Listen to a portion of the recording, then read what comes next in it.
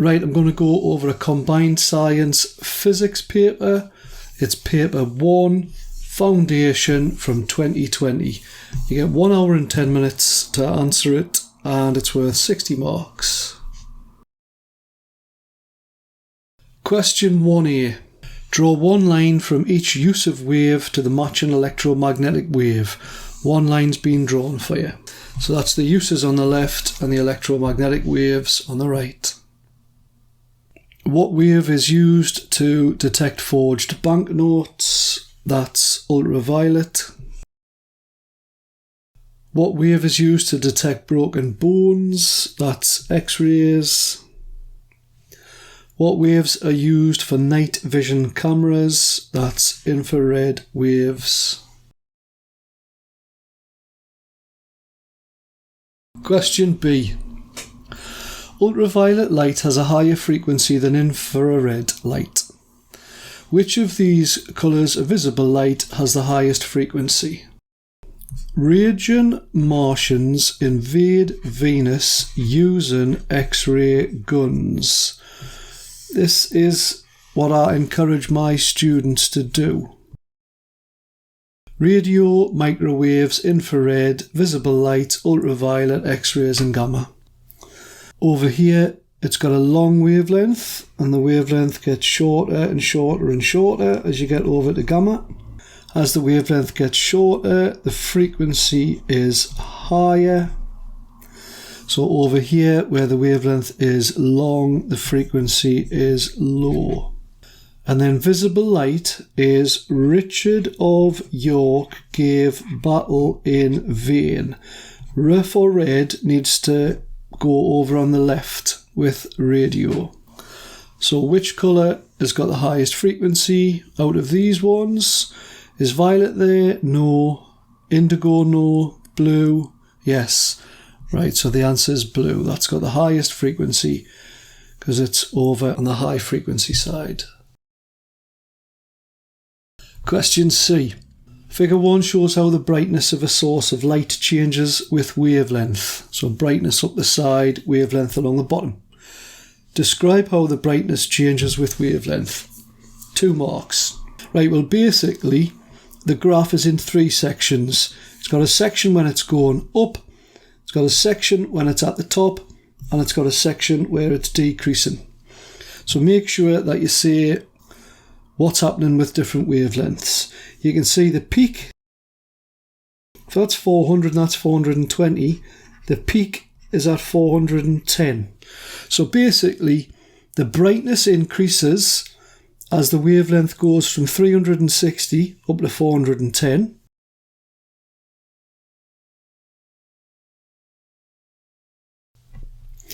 At 410, the brightness reaches a maximum.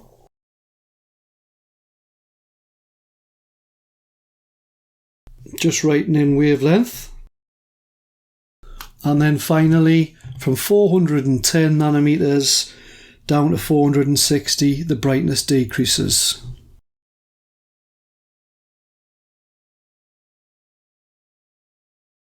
So that would get you 3 marks, just in case next time it's worth 3.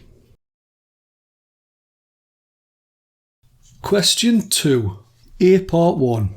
Which of these is the correct equation that relates force, mass and acceleration? Right, it's C.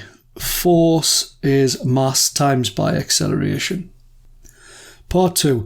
A cyclist has a mass of 70 kilograms, that's M. Calculate the force needed to accelerate the cyclist at 2 meters per second squared.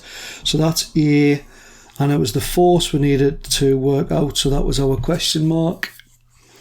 State the unit as well. Well, if it's force, straight away the units are newtons, and force equals mass times by acceleration. So I'll just pop the numbers in. 70 kilograms times by 2 meters per second squared, and that comes out as 140 newtons.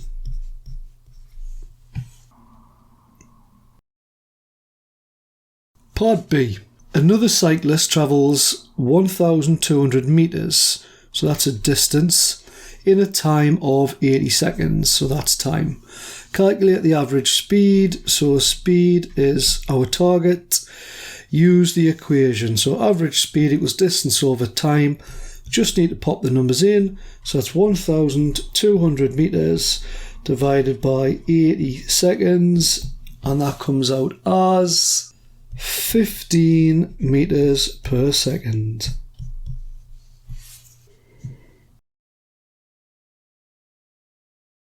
Question C. A student wants to measure the average speed of a cyclist. The student estimates that one of his own steps is 1 metre. Well, that sounds totally suspect. He counts 100 steps between two posts on a track. He uses a stopwatch to measure the time the cyclist takes to travel between the two posts. Figure 2 shows the setup used to measure the average speed.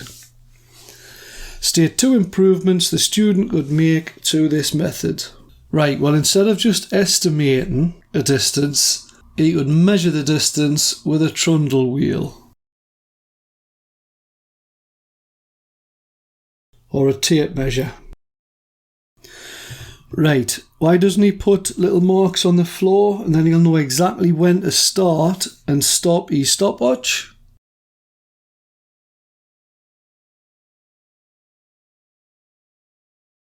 He could use an electronic timer or a light gate.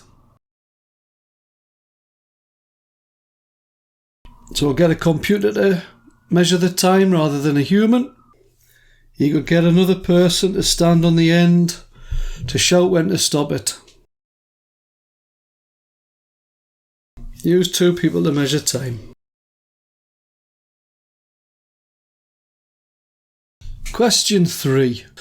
Figure 3 shows the symbol for the nucleus of an atom of strontium-90. How many protons are in the nucleus of an atom of strontium-90? Right, the number of protons is this number here. That's the proton number, also known as the atomic number. So the answer is 38. Part 2. How many neutrons are in the nucleus of an atom of strontium-90? Right, this top number is the mass number. And that's the number of protons added to the number of neutrons. So if we just want the number of neutrons, if we take this bottom number away from the top number, we'll be taking the protons away from protons plus neutrons. So that's 52. So that was the protons plus neutrons. That's the protons. If you take that number away from that number, it leaves just the neutrons. The answer was B. Mass number take away atomic number equals the neutrons. Part B. The half-life of strontium-90 is 29 years. The table in figure 4 gives some information about how the mass of a sample of strontium-90 changes with time. Complete the table. Right, so in 29 years, that mass is going to half. Right, so the time in years, at 0 you've got 1600, 29 years later you're going to have 1600 divided by 2, which is 800.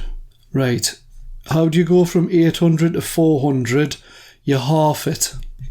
So that's another half-life. So that was another 29 years. So 29 years plus 29 years is 58 years. Question C. A teacher sets up an experiment to show some students how far beta particles travel in air. Figure 5 shows some of the equipment she uses. State the scientific name for the radioactivity detector shown in figure 5. Well, that's a Geiger-Muller tube with a counter. So it's a Geiger counter. So you could have just said Geiger counter. Or you can call it GM tube.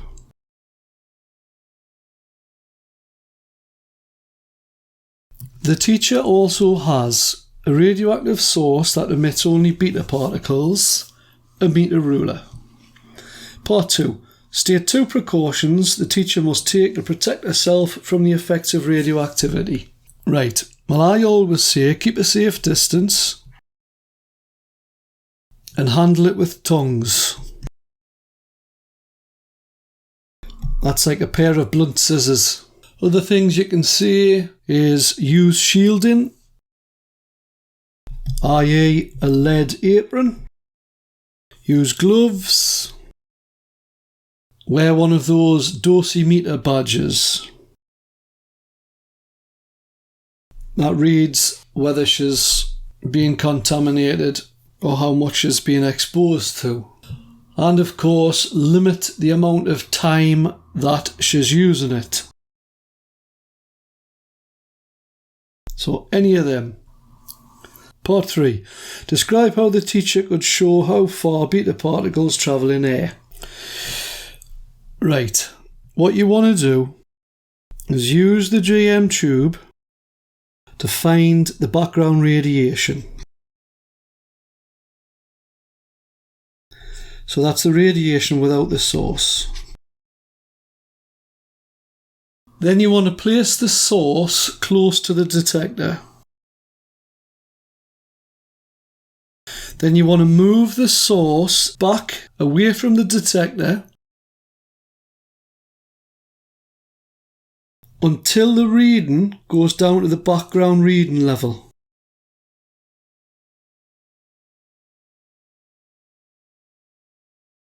Because at that point, that's as far as the beta could travel. Then you want to measure that distance. Now if it was worth 6 marks, 1, 2, 3, 4, 5, you'd get your 6 mark by saying repeat and take an average. So just say the background reading was 30, and then when you put the source there, it went up to 300. You move this back, further back, and the reading will go 200, 100, and then finally it'll go back down to 30. And at that point, whatever that distance was, that's how far the beta travelled.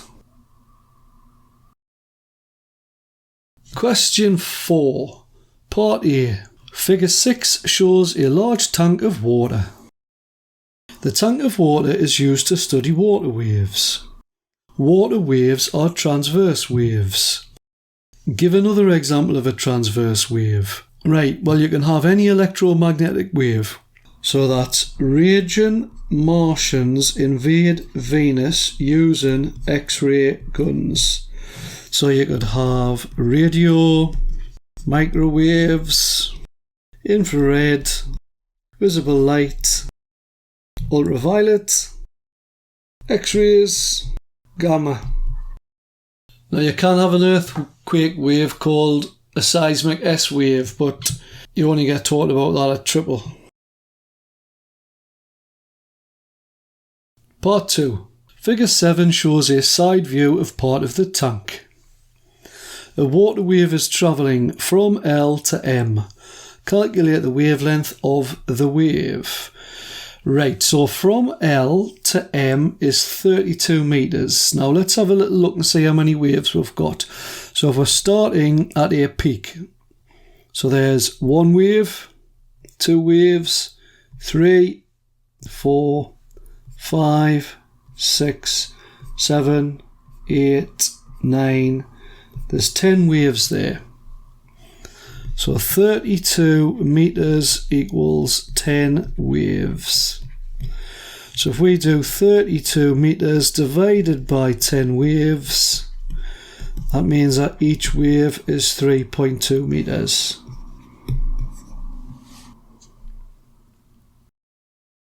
Part 3. A technician stands at the side of the tank. He counts the peaks of the waves as they pass him.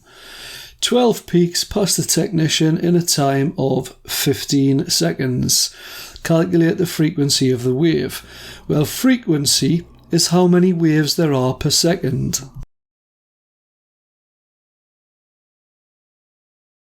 the number of waves in 1 second. So he said there was 12 waves in 15 seconds. So 12 divided by 15 equals 0.8, and that's hertz. 0.8 waves every second. Part B. Figure 8 shows part of the inside of the Earth below the surface. So that's the Earth's surface where you would walk on. An earthquake starts at Q. A seismic wave travels from Q to S. The seismic wave is a longitudinal wave. Draw arrows on figure 8 to show how the rock at R moves when the seismic wave passes through R. So R will move a little bit forward and then it'll move a little bit backwards.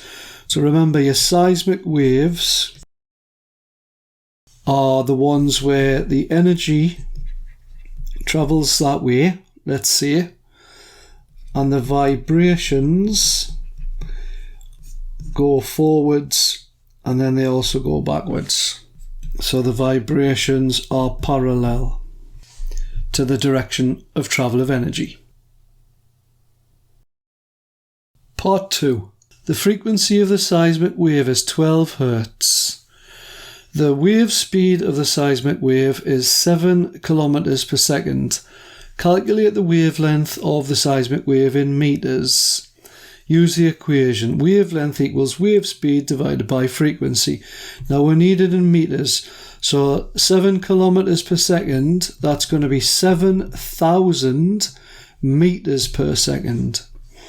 So the wave speed is 7,000 meters per second, and we need to divide that by the frequency, which is 12 Hertz, and that comes out as 583.3 recurrent.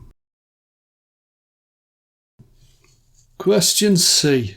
A technician measured the frequency of the water wave in part A by counting how many waves passes him in 15 seconds. Explain why this would not be a suitable method for measuring the frequency of the seismic wave in part B2. So in part B2, it said the frequency was 12 Hertz, which basically means there's 12 waves per second. Now, I don't know about you, but I certainly can't count 12 waves per second. And also, if it's a seismic wave, that's going to be invisible. You can see the effect of the earthquake, but you can't see the wave itself.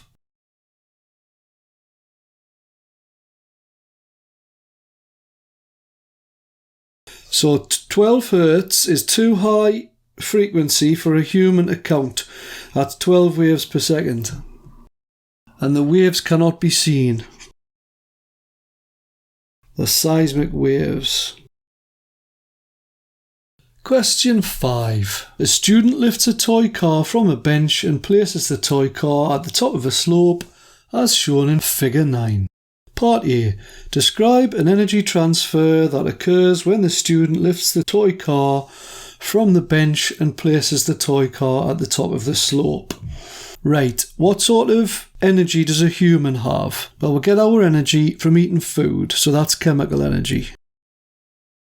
And if you're lifting the car's moving, so that's going into kinetic energy. And then even the kinetic energy, as the car goes high, gets turned into gravitational potential energy.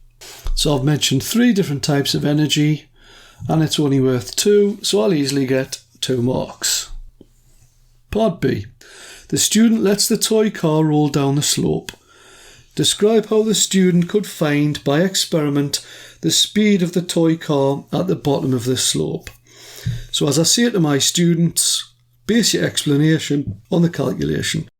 So to get the speed, you need to measure the distance and divide it by the time. So measure the distance of the slope, measure the time taken to travel down the slope. You could use a light gate, to measure time, measure the distance with a ruler, and then to work out the speed, divide the distance by the time, as I've said there. So you'd get 1 mark for that, 1 mark for saying measure distance, 1 mark for saying with a ruler, 1 mark for saying measure time, 1 mark for saying use a light gate. And instead of saying the distance of the slope, you could say measure the distance at the bottom of the slope. And just like that question before, you could say put marks on the slope. You could say start the stopwatch there, end the stopwatch there.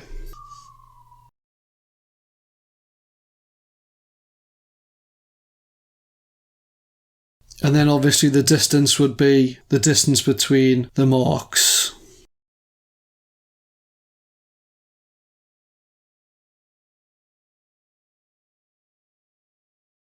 Start the timer, stop the timer.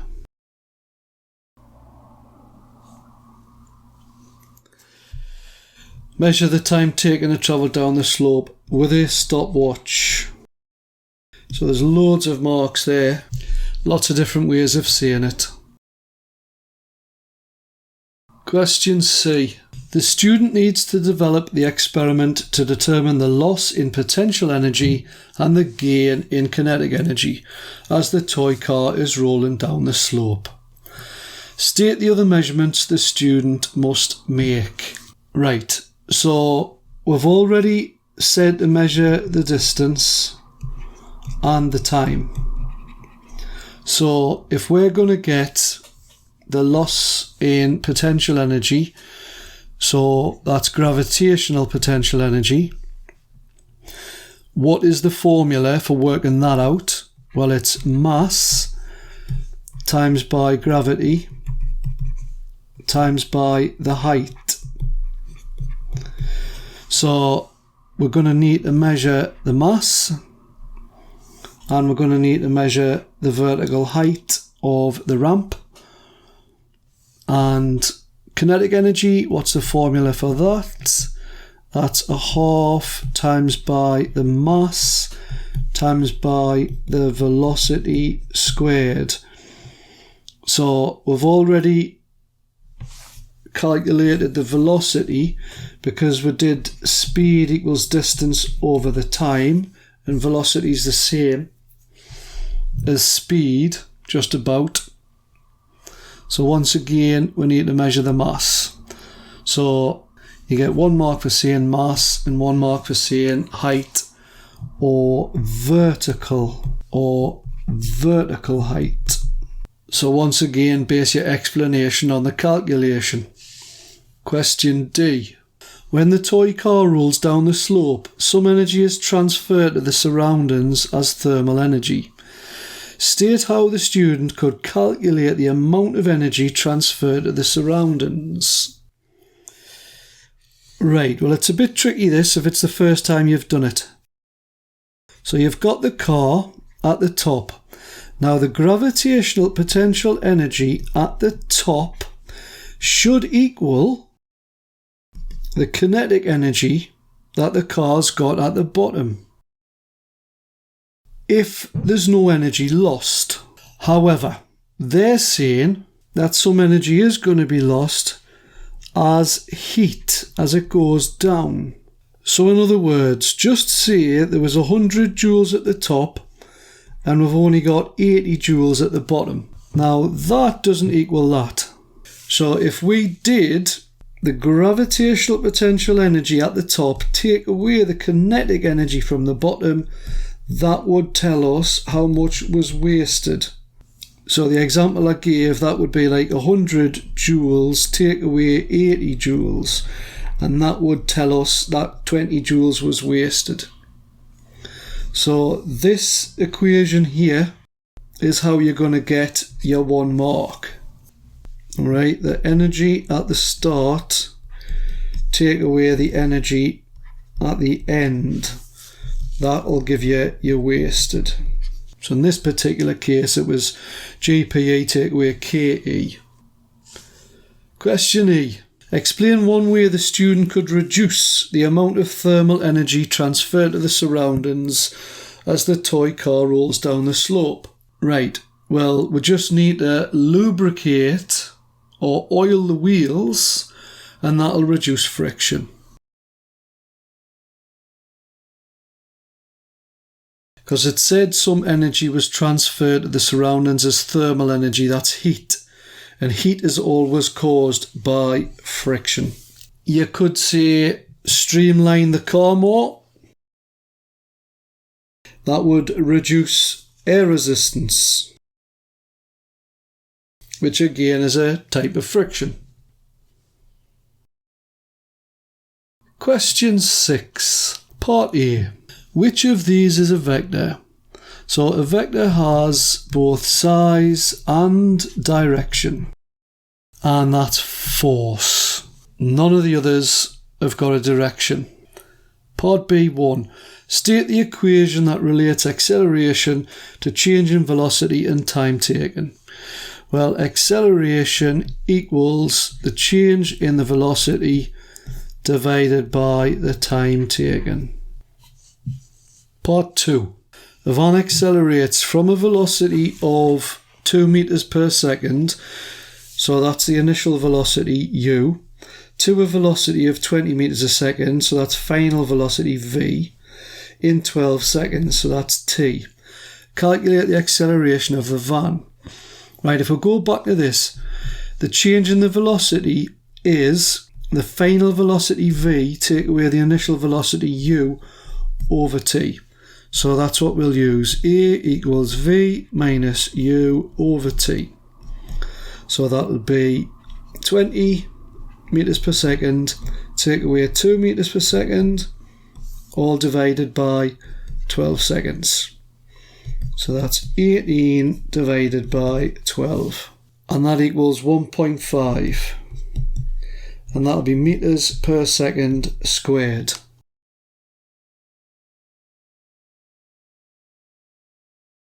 Question C. Figure 10 is a velocity time graph for 15 seconds of a cyclist's journey. Calculate the distance the cyclist travels in the 15 seconds. So you've got to know that the distance travelled on a velocity time graph is the area under the graph. So we need to work out all of that area.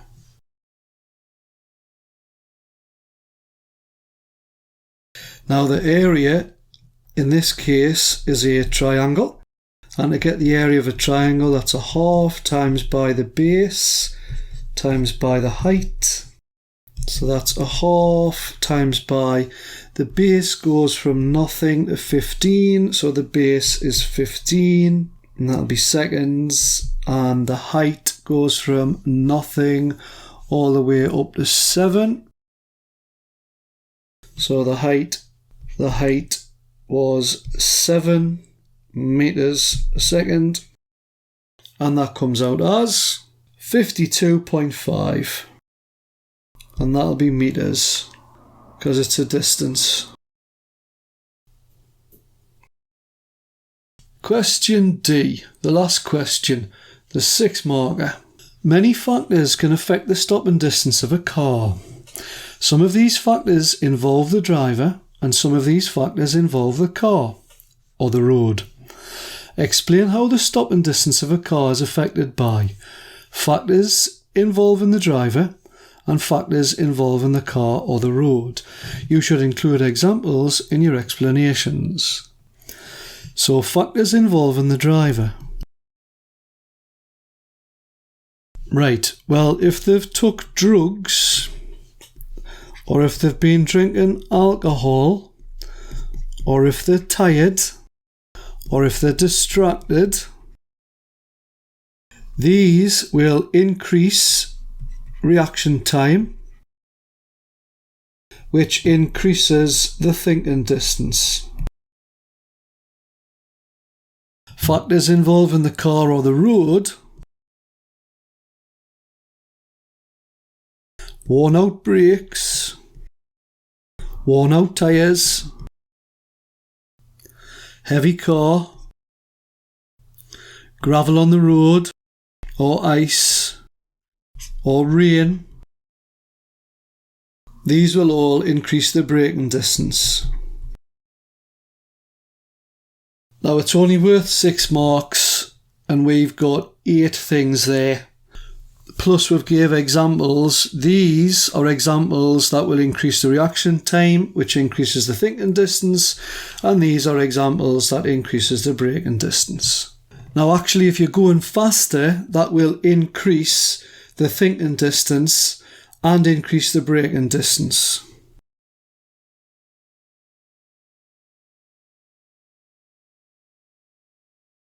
So I hope that's helped you to improve your knowledge of physics for your exams. Your grades will definitely increase by watching more of these videos, so make sure you've checked out my past paper playlist. Good luck in your exams, work hard, be nice, and bye for now. Want to see more videos like this? Subscribe to my channel, GCSE Physics Explained.